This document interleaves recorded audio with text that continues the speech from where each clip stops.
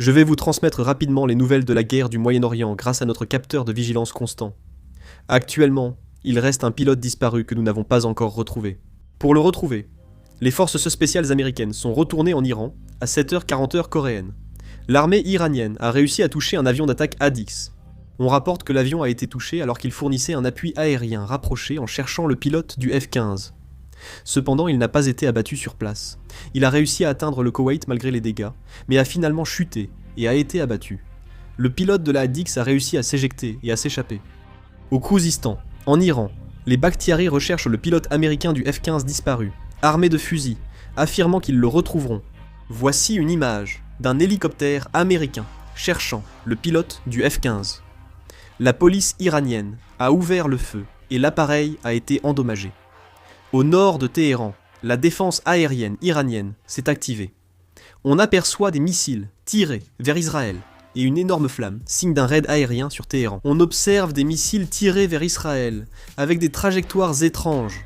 Une roquette du nord du Liban a frappé le nord d'Israël, causant d'importants dégâts. Des missiles lancés par l'Iran arrivent. Nous sommes à Beyrouth, au Liban. Les frappes aériennes intensives de l'armée israélienne se poursuivent. Beyrouth est littéralement en train d'être réduite en cendres. Nous sommes à Bahreïn. Un missile patriote a connu une défaillance et est tombé dans un quartier résidentiel de Bahreïn. Des débris d'un drone américain Nokas ont été trouvés par les gardiens de la révolution iranienne dans le golfe Persique. L'armée israélienne a diffusé une vidéo de la destruction d'une rampe de lancement du Hezbollah au sud du Liban. Selon l'agence de presse iranienne Fars, les États-Unis ont proposé une trêve de 48 heures par l'intermédiaire d'un pays tiers. L'Iran a rejeté cette proposition. Cette information n'a pas encore été confirmée. L'armée israélienne a déclaré avoir attaqué une cellule du Hamas dans le nord de la bande de Gaza, qui représentait une menace pour ses propres forces. L'armée affirme avoir éliminé la menace par cette frappe, alors que la partie palestinienne déclare au moins 6 blessés.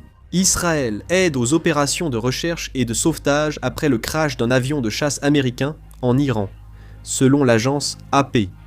Un responsable anonyme a révélé l'information avant l'annonce officielle américaine. Donald Trump a affirmé à NBC que la disparition du pilote de F-15 n'affecterait pas les négociations, précisant que c'est la guerre.